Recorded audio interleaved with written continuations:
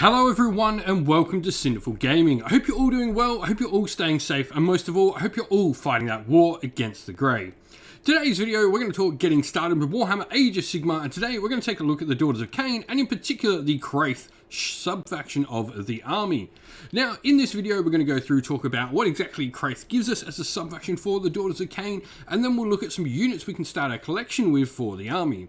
Then we'll look at some units we can then expand upon this initial purchases with and expand upon our army, finally finishing off the video with a little sample 1000 point army list for you to use as some inspiration for creating your own Daughters of Khaine Kraith sub-faction army list.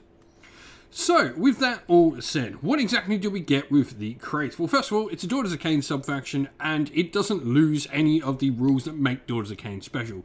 Sometimes when you have these sub-factions, they may require you either lose or change particular parts of your allegiance ability, but not with the Kraith.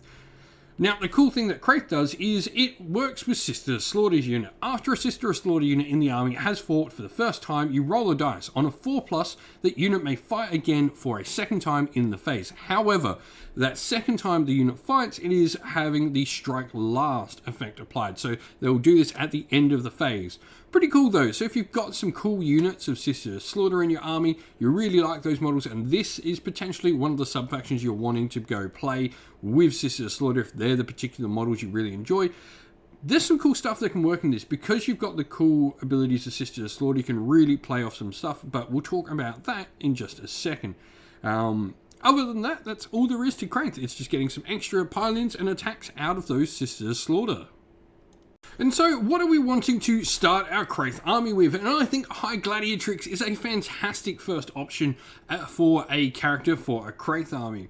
She has some really cool abilities. First of all, she has a 6-inch pile-in into combat, like your Sister Slaughter will do. And on top of that, she also makes the Sister Slaughter units wound on a 3+ with their sacrificial knives and barbed whips, rather than a 4+, so really helping them out. This is a change to the characteristic of those weapons as well, so it does mean with +1 to wound from the allegiance ability, you will be able to get down to that 2+ to wound.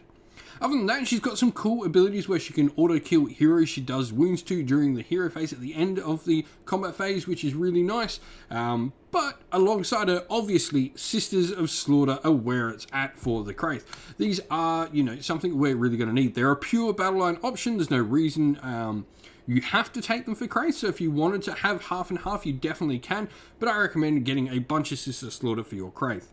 You've got options here with a weapon loadout you want to go. You can either choose to go with your sacrificial knives and barbed whips for more attacks on your model. The barbed whips also have a nice 2-inch range, so Sister Slaughter work really, really well in large units because they have that 2-inch reach on 25mm bases, makes them nice and easy to use. You've got your banners and hornblowers, which will provide run and charge to your units, and you've also got your champion there for some extra attacks. You could go with a different weapon option, which is taking the barbed whips and then taking the bladed bucklers as well, which give you a bit more of a defensive option for your unit. But for me, really, Daughters of Khaine are all about that glass cannon. Get them in and stuck in combat as quickly as possible. So I really do like the sacrificial knives and the barbed whips as the combination for my Sister Slaughter units. I think the 2-inch range plows really well as well with those bladed the barbed whips, with the fact that you've got that 6-inch pile-in, so you're not needing to charge to get a bunch of bonuses. It is something worth remembering with Sister Slaughter. They have the ability to not need to charge, so looking at Daughters of Khaine abilities where they don't charge is potentially something to think about when you're looking for this army. And so, where can we go to expand? Well, I'm going to talk particularly about one kit here, because I think it gives you all the options you really need to begin with for your Kraith army, and that is the Cauldron of Blood Kit. Now, this contains a variety of different models. You've got the Cauldron of Blood, or it can be built as a Bloodwork Shrine, and you put one of the 3 character options you get inside the box on top of it, depending on what loadout it is. For the Cauldron of Blood, you can have either a Slaughter Queen or Hag Queen on top, and then you would get the Bloodwork Medusa and the whichever one of the Hag Queen or Slaughter Queen did not go on top of your model on foot. But if you went for the Bloodwork Shrine, you would not only get the Slaughter Queen and the Hag Queen on foot, but you would get an avatar of Khaine on foot by itself as well. But the Bloodwork Medusa, what does she provide? She's a wizard. She's got some cool abilities, can provide some magical support to the army. The Daughters of Khaine have a pretty nice spell lore. You are lacking generally in a little bit of spellcasting bonuses from something like a Bloodwork Medusa, but I think the ability to have access to that magic, even things as basic as like something simple like Mystic Shield, is really useful for the army that potentially, if you've not gone for the shields, can be a little bit of a glass cannon.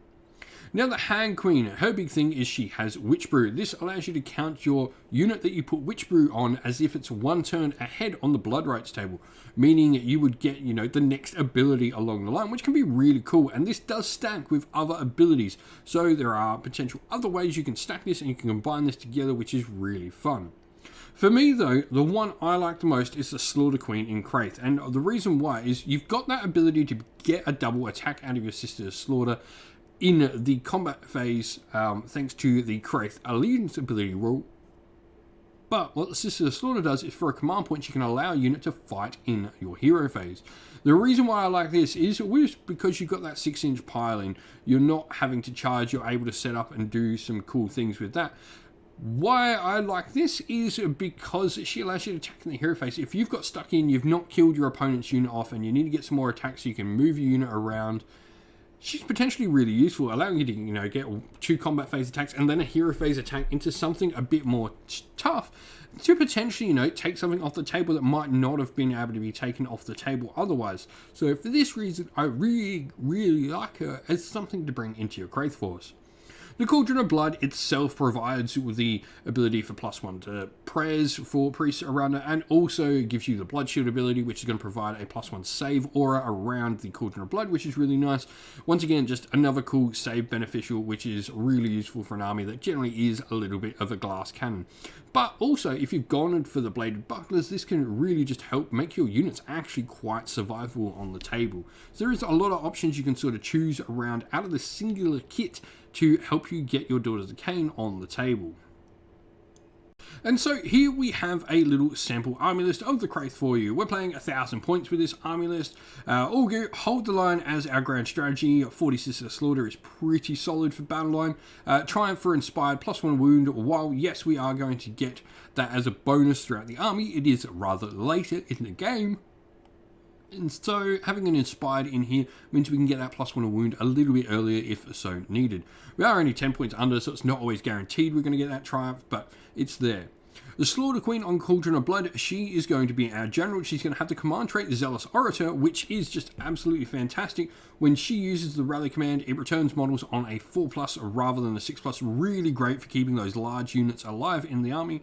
And then she's got the Crown of Woe, where she actually stops our opponent being able to use rally or inspiring presence within 9 inch of her, and if she manages to kill a model, which is pretty easy for a Slaughter Queen, she will actually turn this into a 15-inch range.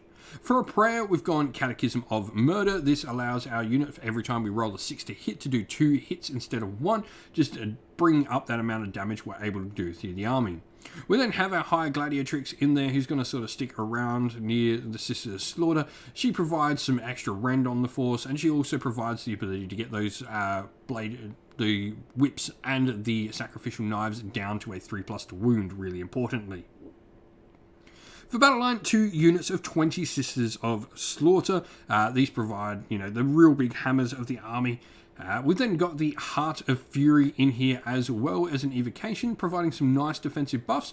This is especially good if you haven't gone for the Bladed Bucklers on here. This is a really nice addition as it minuses the damage coming in by 1 to a minimum of 1. So really nice stuff to make actually quite a decently defensive style force for Daughters of Khaine. Core Battalions, we've got the Battle Regiment wrapping our entire army up into a singular 1-drop force. Daughters of Khaine really do need to be low drops, I feel, especially if you're going in more glass cannon builds. If they get caught unawares, caught without their buffs, or get their buff beacon taken off too early, they will suffer for it. 990 points, as we said, 10 points under, so there is a chance we are going to get our Triumph, but not always guaranteed. Used all our reinforcement points, no allies, and 59 wounds is decent on the table, and as mentioned, a 1-drop thanks to that battle regiment. If you like the Kraith, let us know how you've been going and what you've been doing with them down in the comments below, and how you look forward to using them in the new Daughters of Khaine battle tome.